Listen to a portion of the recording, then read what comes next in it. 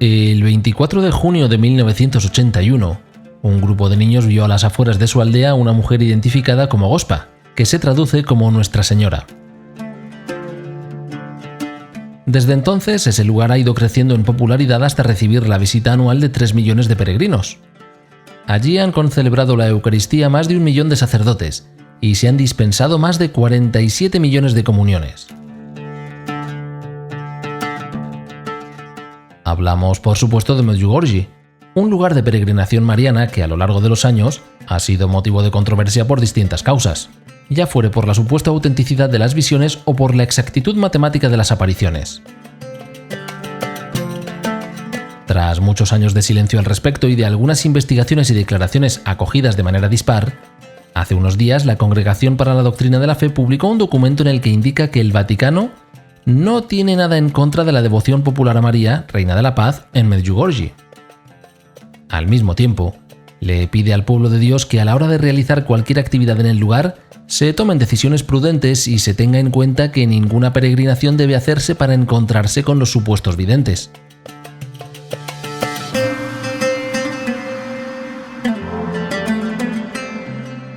En el episodio de hoy nos vamos a adentrar en la agitada historia de este centro de devoción mariana y veremos si dentro de 30 minutos podemos tener una visión de conjunto que nos ayude a interiorizar con más fidelidad el texto del Dicasterio para la Doctrina de la Fe y la vida de fe que se organiza alrededor de Medjugorje.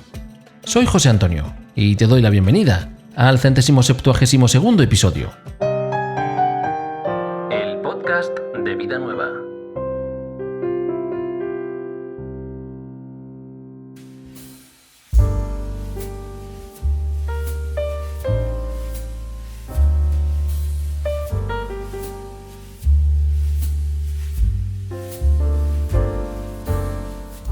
El fenómeno de las supuestas apariciones de la Virgen en Medjugorje se refiere a los acontecimientos que comenzaron el 24 de junio de 1981 en la parroquia de Santiago en Medjugorje, administrada por los padres franciscanos en Herzegovina, diócesis de Mostar, en la antigua Yugoslavia, hoy Bosnia-Herzegovina. El 21 de julio del mismo año, Monseñor Pavo Čanik, obispo de Mostar, se reunió con los 6 videntes, quienes le contaron acerca de su experiencia.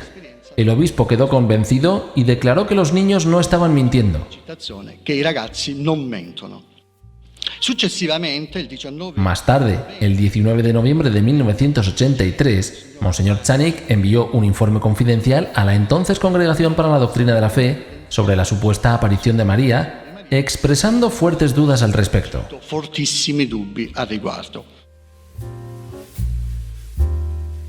Era Armando Mateo el secretario de la sección doctrinal del Dicasterio para la Doctrina de la Fe durante la rueda de prensa del pasado 19 de septiembre para la presentación de la declaración del Dicasterio acerca de Medjugorje. Para el propósito de la propia rueda de prensa, unos pocos datos fueron suficientes ya que lo que se pretendía iluminar era la decisión de otorgar el nihil obstat. Sin embargo, yo creo que para ampliar el horizonte del entendimiento, nos vendrá bien profundizar un poquito más en el contexto de Medjugorje.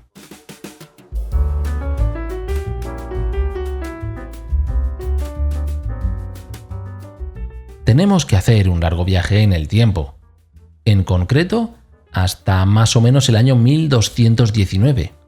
En aquella época, San Francisco de Asís se estableció en torno a Siria, Palestina y Egipto, quedándose durante 1 año y medio intentando negociar la paz entre el sultán Malik al-Kamil y los cruzados cristianos.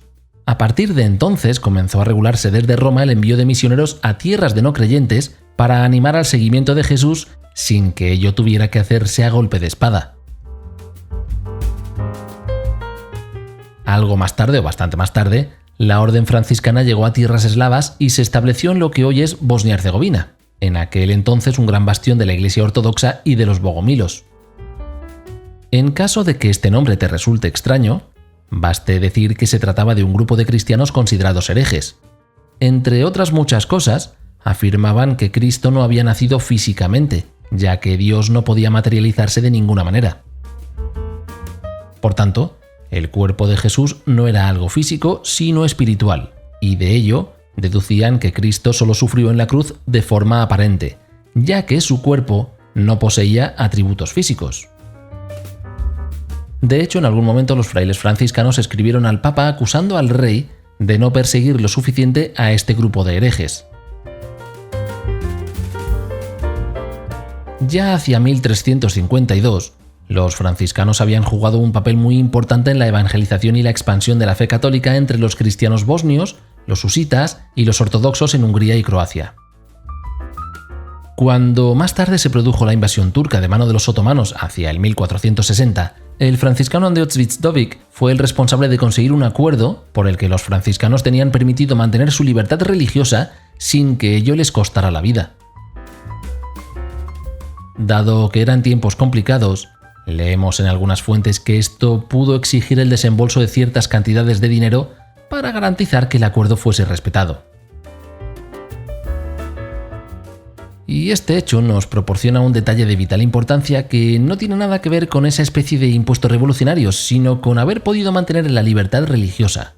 Ten en cuenta que el dominio otomano se prolongó hasta 1878.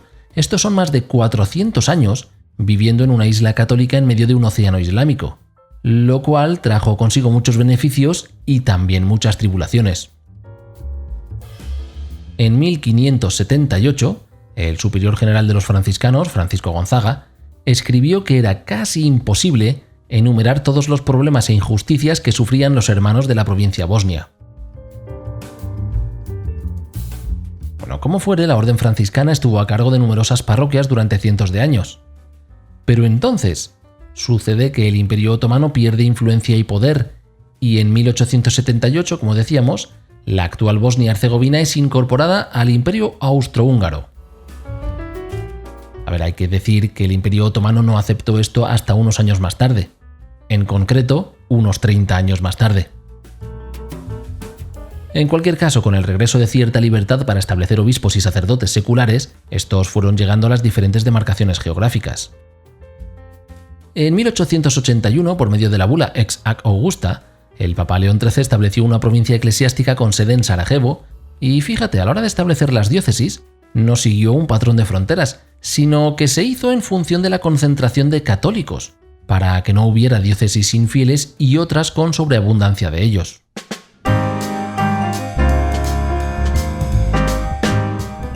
La diócesis de Mostar, donde se encuentra Medjugorje, retuvo el dominio franciscano, quienes consiguieron quedarse con la mayoría de templos que administraban.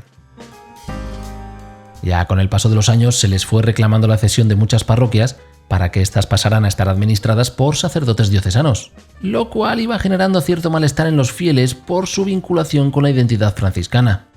En algunos lugares incluso bloqueaban la entrada de las iglesias para impedir el paso de los nuevos párrocos.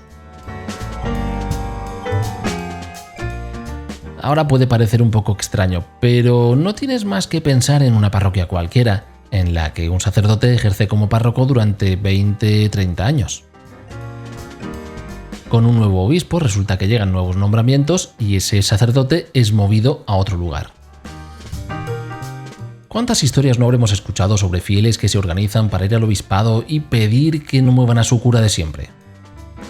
Bueno, pues imagínate si esa parroquia hubiera estado administrada durante cientos de años por la misma gente.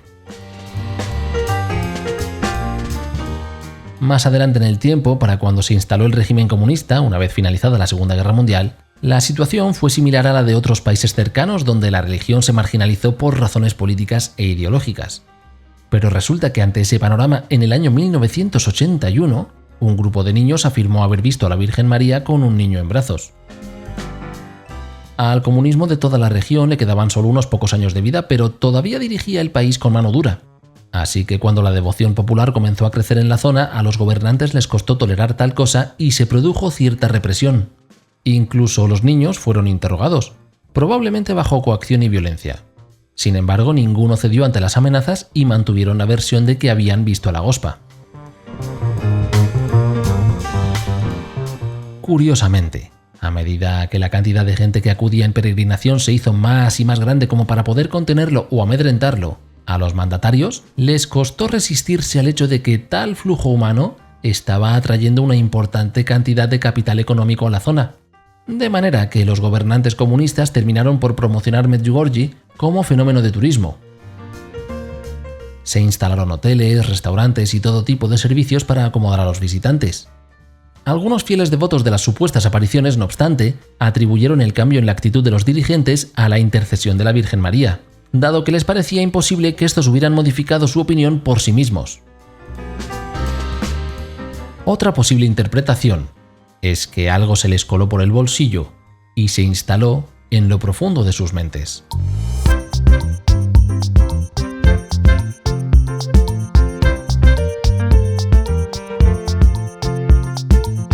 Esta semana la portada de Vida Nueva está dedicada al santuario de Medjugorje. En el interior viene mucha información sobre la declaración del Dicasterio para la Doctrina de la Fe, así como algunos apuntes y análisis sobre desviaciones y peligros de una devoción malentendida, practicada o difundida. Sin embargo, no es el único tema. Se habla sobre Canarias y el posible viaje de Francisco, sobre la llamada de atención del pontífice al gobierno de Milei, y se incluye todo un pliego a presentar la capilla del Hospital de Santa Marta en Lisboa como una comunidad sinodal al estilo de la Betania de Marta, María y Lázaro. Para tener acceso a 47 números anuales como este, considera ahora suscribirte a la revista. Tienes la información de cómo hacerlo en vidanuevadigital.com/suscripciones.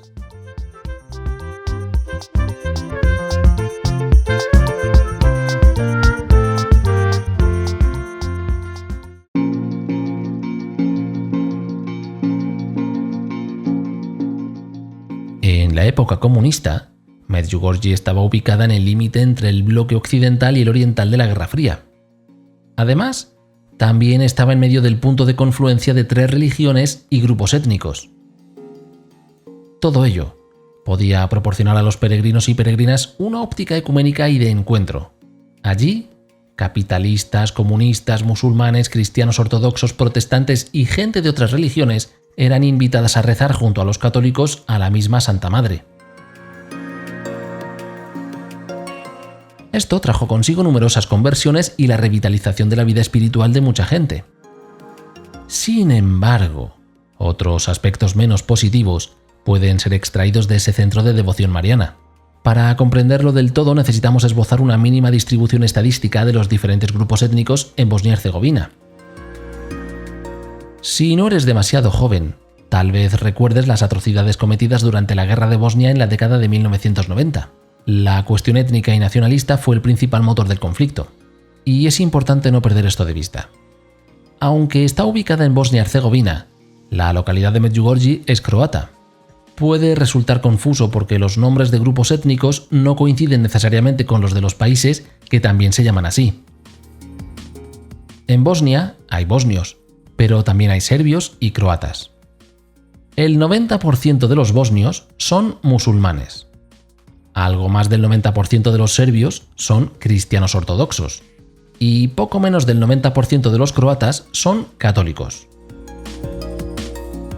Por tanto, si decimos que Medjugorje es croata, estamos diciendo que es mayormente católica. Llega la década de 1990 y estalla el conflicto de la Guerra Civil, donde cada grupo luchó desde su convicción nacionalista. ¿Qué crees que sucedió en Medjugorje? O preguntado de otro modo, ¿qué influencia tuvo Medjugorje en los acontecimientos que se produjeron entonces? Algunas personas afirman que las supuestas apariciones se utilizaron para inflamar las llamas del nacionalismo y la guerra, lo que propició matanzas étnicas. Serbios y musulmanes fueron asesinados o perseguidos. La otra cara de la moneda viene representada por quienes afirman que la guerra civil fue una clara prueba de por qué se había aparecido la Virgen, para decir que a menos que los humanos se orientasen hacia Dios no habría paz entre Dios y los humanos y tampoco entre los humanos. Es más, que el santuario quedase libre de la influencia del conflicto fue interpretado por los devotos como una prueba de que era un lugar especial para la Virgen María. En esa argumentación, no se menciona el hecho de que se trataba de un bastión croata.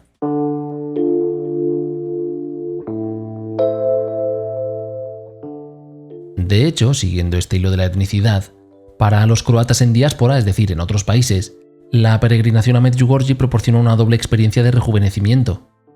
En primer lugar, por el regreso a la tierra de sus mayores y en segundo, por lo que tiene de poderoso el hecho de que la Virgen María supuestamente haya estado visitando de manera constante a un grupo de croatas. Conectándolo con lo que decíamos antes, podemos afirmar que se trata de un lugar con una percepción dual. De un lado está ese aspecto cosmopolita que reúne a gente de muchos orígenes distintos, y por otra parte se trata de ese lugar etnoespecífico y nacionalista que conecta exclusivamente con la identidad croata, y que permite establecer vínculos de pasado, presente y futuro con independencia del país en el que los croatas se encuentren. Por todo ello, la declaración publicada por el Dicasterio para la Doctrina de la Fe, mediante la que no ofrece ninguna objeción a las peregrinaciones a Medjugorje, tiene un impacto que va más allá de lo puramente religioso. El cardenal Fernández insistía en la rueda de prensa que la ausencia de objeciones tenía que ver con la existencia misma del santuario como lugar de recogimiento, oración y encuentro con María en camino hacia Jesucristo. Como ya se indicaba en el reglamento que estuvimos comentando en el episodio 154, la Iglesia ya no declarará si una aparición es o no sobrenatural. Eso quedará en manos de cada pontífice, que decidirá lo que quiera al respecto. Así, el dicasterio no da carta blanca a las supuestas apariciones en Medjugorje y advierte a los fieles para que reciban la adecuada formación antes de peregrinar hasta allí, así como a los pastores para proporcionársela. Porque a nada que pongamos a funcionar el razonamiento crítico, ese que nos permite discernir en profundidad, debería encenderse como mínimo una alarma o dos cuando alguien dice recibir visitas divinas a tal o cual hora con puntualidad. ¿Qué reloj utilizan Jesucristo o su madre? No lo digo por cuestiones de marcas, sino me refiero al mecanismo en sí mismo. Tú colocas un reloj en la cocina de tu casa y unos meses después resulta que se ha retrasado 10 minutos y toca volver a ponerlo en hora. ¿Cómo se sincronizan dos relojes cuando una de las manos es invisible? ¿O es que hay personas que tienen relojes de precisión atómica en sus hogares y no se retrasan nunca? ¿Y qué ocurre si cambia la franja horaria? Porque eso es una convención humana. Quizás mañana algún gobernante iluminado decida que su país ya no pertenece a tal uso horario, sino a tal otro. En ese caso, ¿se mantiene la cita original o se adapta a la nueva hora? Bromas aparte, lo que queda claro, y así insistía el dicasterio en su texto, así como el cardenal en la rueda de prensa, es que ningún fiel católico está obligado a creer en la supernaturalidad de las supuestas apariciones, ni en las de Medjugorje ni en las de ningún otro lugar del planeta. De hecho, esto nos conecta con un hecho palpable, y es que no todas las personas que peregrinan lo hacen siempre para encontrarse con lo divino. No tienes más que haber participado en alguna para darte cuenta. Los hay que toman la peregrinación por un turismo igual de frívolo que el que invade el casco histórico de una ciudad, paseando de un lugar a otro y marcando la lista de lugares visitados sin que ello se traduzca en una conversión personal. Si has estado, por ejemplo, en Tierra Santa, sabrás a lo que me refiero. En 2013, dos investigadoras italianas realizaron un estudio a partir de los testimonios de 679 peregrinos de Medjugorje. Querían evaluar la motivación que les había llevado a emprender el viaje hasta el santuario. Sus resultados mostraban diferencias significativas según la edad y el sexo. Encontraron que la motivación de los hombres que peregrinaban a Medjugorje se focalizaba en la necesidad de descubrimiento, mientras que las mujeres mostraban un mayor deseo hacia la socialización y la conexión con otra gente, lo que en ámbitos cristianos llamaríamos lo comunitario. Bueno, con independencia de las motivaciones de cada peregrino o peregrina, la percepción como centro de experiencia ecuménica ha sido tradicionalmente importante en Medjugorje, lo que podría contarse entre los muchos beneficios hacia los fieles que reconoce el Dicasterio para la Doctrina de la Fe. La presencia de gente con un trasfondo cultural y religioso distinto proporciona un cierto sentido de unidad, donde la Madre de Dios estaría hablando directamente a todos sus hijos e hijas. Sin embargo, aunque alguno de los supuestos mensajes de la Virgen advertía que no se podía ser verdadero cristiano sin respetar a musulmanes y serbios, ello no impidió las atrocidades durante la Guerra de los 90 que comentábamos antes. Aún así, teniendo en cuenta los frutos positivos, el documento del dicasterio que coordina el cardenal Fernández incluye muchos matices a los que los fieles deben prestar atención. En el punto 28, por ejemplo, se dice que en ocasiones la Virgen parece mostrar alguna irritación porque no se han seguido algunas de sus indicaciones, amenazando con la posibilidad de no aparecerse más. En 1982, supuestamente dijo que no aparecería nunca más. En 1985, que exhortaba por última vez y que sin conversión no deseaba seguir dando mensajes. Doctrina de la Fe añade que, tal como indican algunos de estos mensajes, lo que los fieles deben escuchar es el Evangelio. El problema viene cuando supuestamente la Virgen iguala tales mensajes al propio Evangelio. Además, entre otros problemas que suscitan las palabras atribuidas a la Gospa, se encuentra el hecho de que la Virgen se autoexalta.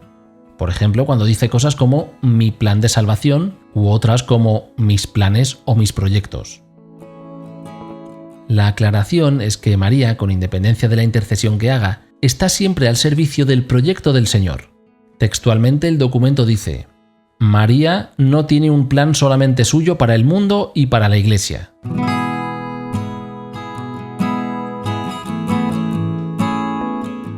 Además, una de las cuestiones más alarmantes tiene que ver con el uso de la palabra mediadora.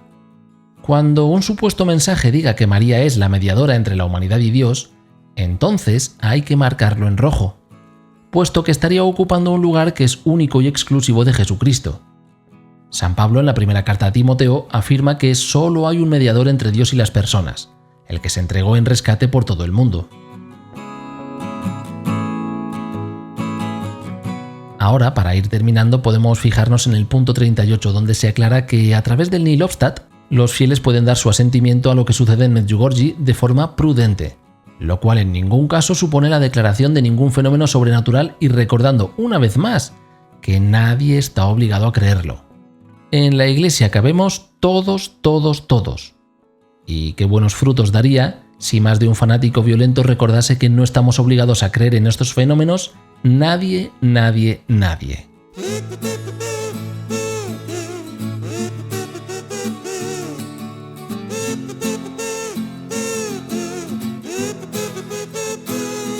Aunque el Dicasterio para la Doctrina de la Fe publica muchos documentos y aclaraciones, siempre hay algún alma díscola que actúa en contrario y eso genera tensiones y conflictos. A Vida Nueva no se le escapa ninguno de ellos y tú puedes recibirlos a modo de titular si te das de alta en la lista de correo gratuita o en el WhatsApp de la revista. Para no perderte lo que ocurre en el ámbito eclesial, pásate por vidanuevadigital.com. Allí encuentras las instrucciones para hacerlo.